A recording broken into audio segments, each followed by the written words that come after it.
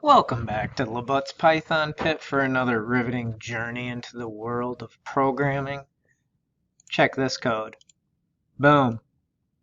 Look at what I've done repeatedly for the directions that a robot is going to continuously kick out to tell how to do some baking. Oh my goodness, look at all this code I had to write over and over again. I have to have it say mix the ingredients for the cake, add vanilla, bake the cake, serve the cake. It's repetitive and it's a lot of code and I want to fix that. So this is where a function comes in. I am going to take this code and I'm going to make it so that it can be used repeatedly by just referencing one small chunk of code. What I'm going to do is I'm going to define DEF something called make cake. It's a function, as in something that the computer can be told to do whenever I want, and I'm going to indent the actual procedures in this function. And here's what the computer is being told to do right now. It's being told to define or make a new function called make cake. And anytime someone says, hey, I want you to run this function called make cake, I want you to do these things. So now that I've defined the function, I want to force the computer to do the function. I'm literally going to say make cake. This will give the command to run the function called make cake. It'll run up here to where this make cake function has been defined and do what it is instructed to do. Let's try it.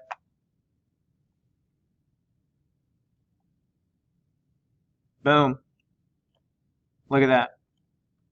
Now, instead of repeating all that code, if I want to have make cake done over and over and over again, look at this. All I have to do is tell it to do this function that I have defined up above, which I had to do above, by the way, so that it knew what make cake was when it gets down here. Now that I've listed make cake 4 times, I run it, bam!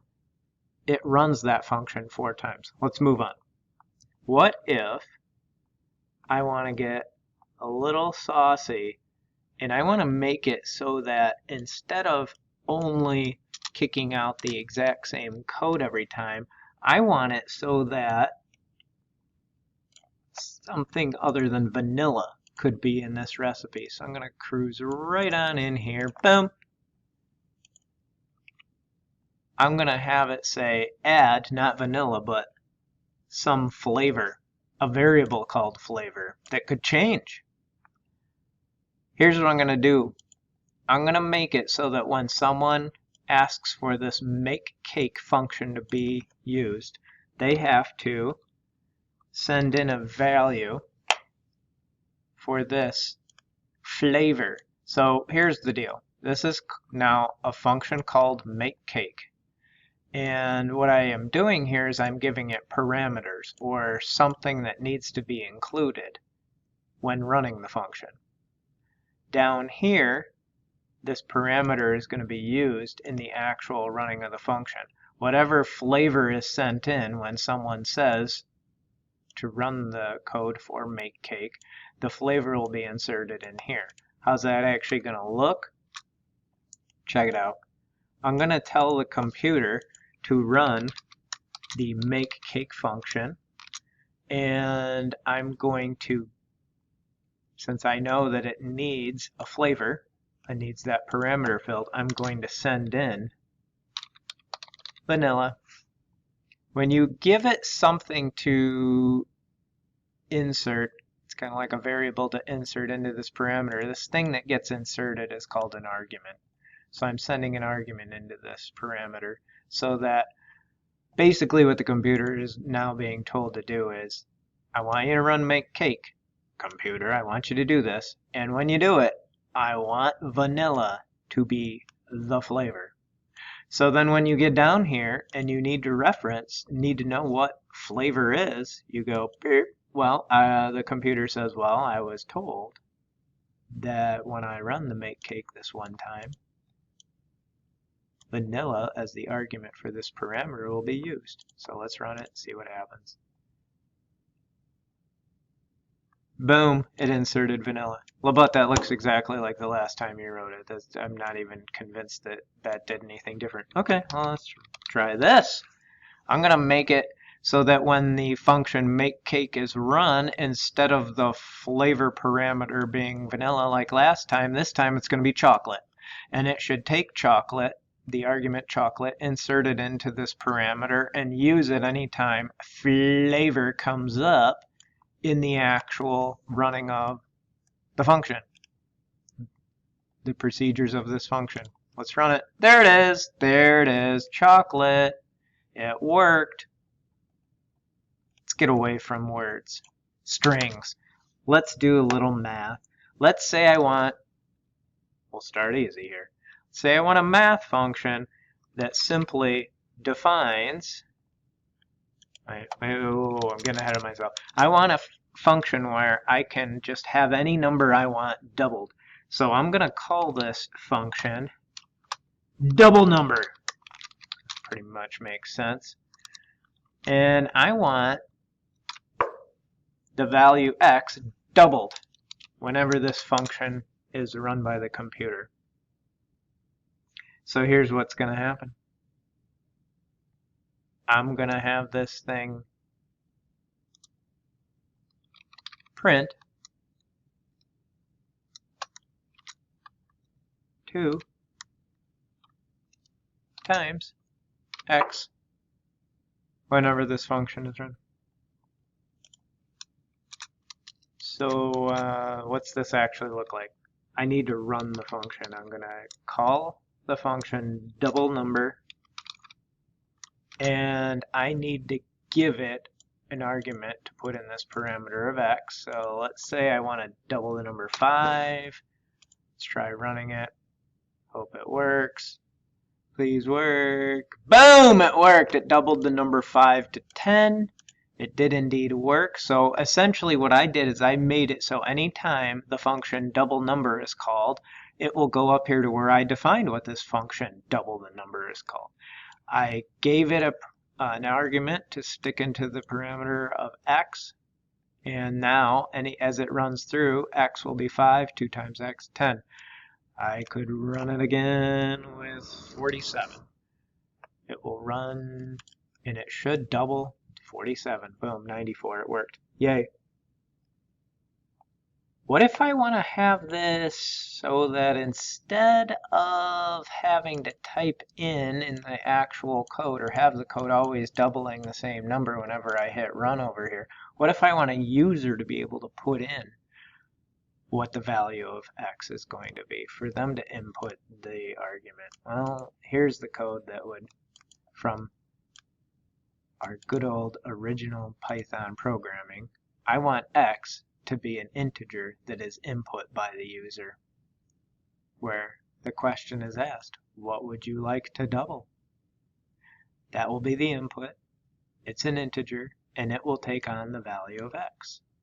So now, the way I run it right now, all this is going to do is I've defined a function to double a number. I'm asking the user to put in a value of x, but that's all it does. I actually want whatever they type in to get doubled, so I'm going to tell the computer to run the double number function, call it up, and take this person's x, and that's going to be the argument that goes into this parameter.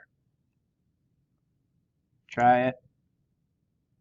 It should ask me for a number. What number would you like to double? 3. It gave me 6. It works. Try it again. What number would I like to double? 583. Yeah, it works. Works. But what if I want a little bit more complicated math? What if I want to add 2 numbers and not just have one parameter but 2 parameters? So let's say I want to add 2 numbers. I'm going to define a new function called the sum of two numbers. And it's going to need the input of two numbers, so I'll have like a first number and comma a second number. What's going to happen when the function called sum is called up and the first and second number are given? Well, it's going to get a total for those. So let's say I'm like, okay, total equals the first number plus the second number. And then I'll print it. Print that total. Boom. Let's run it. Oh, I just defined a function, but I didn't actually ask it to run the function. So I gotta actually now run the function. The function is called sum. Sum. It needs two parameters, a first number and a second number. So I will give it two parameters. I want the sum of 2 and 5.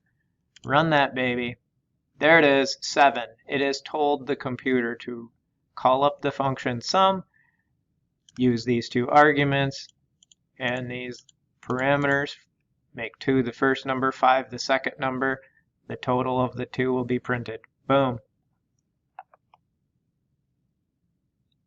And of course, I could do my usual, hey, what if I want the person to be able to input this stuff instead of me just having the code automatically do it? I could have like x is an integer that will be input, and a question will be asked to the user, what's the first number? And then another question will be asked, what's the second number? And that inputted integer will be the value y. So when I do it now, I'm going to change this just a little bit. I think I want the computer to print the sum of x and y. What am I really asking it to do here? I've defined a function where the first number and the second number get added together as a total, and that is printed. Oh, I don't even have to write print. It's already up here in my code. When this is going to ask the person for a first number, that'll be given the value. That value will become x. It'll ask them for a second number. That value will become y.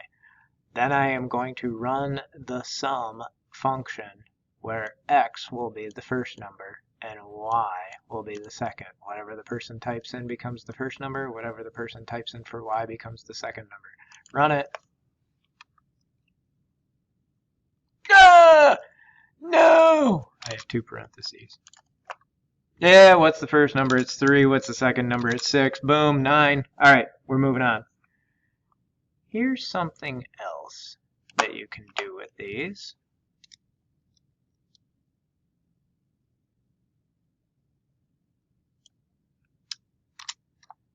You don't always want, say, the total of two numbers to be printed. I might just want two numbers added together, and I may or may not want that printed at the moment. I just need those two numbers added. And so I don't want the function to say print the total of the two numbers. I just need it to just give me those two numbers. So here's what I can do instead.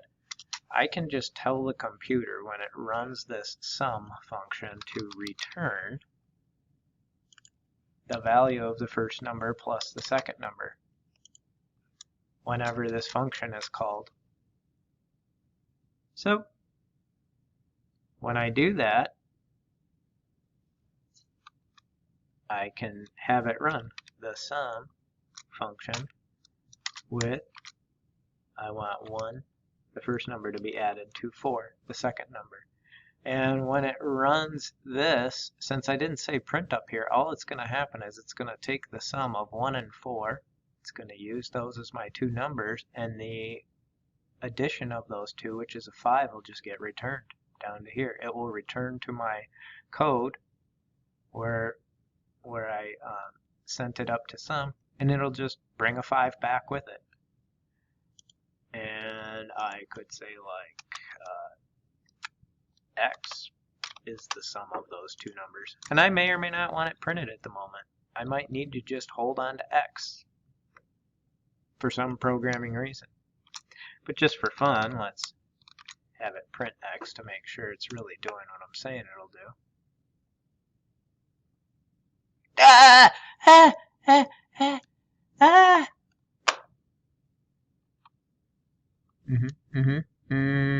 I think what I really wanted to do right there was tell it to print the sum of the two if I want to get it to print. Aha! There we go. Let's run it. Yep, 5. So basically, instead of putting the print command up here, I was able to get this thing to simply do a calculation and send the number back down into my code from the place where I asked the sum to be referenced, the sum function, and it sent the number back down to where I can do whatever I want with it. Check this out. Day of the week. I have a little bit of code here I'm going to toss in, and then we're done with this little instructional video. Check this out. I have defined day of the week, where day is a parameter that needs to come with the use of this function.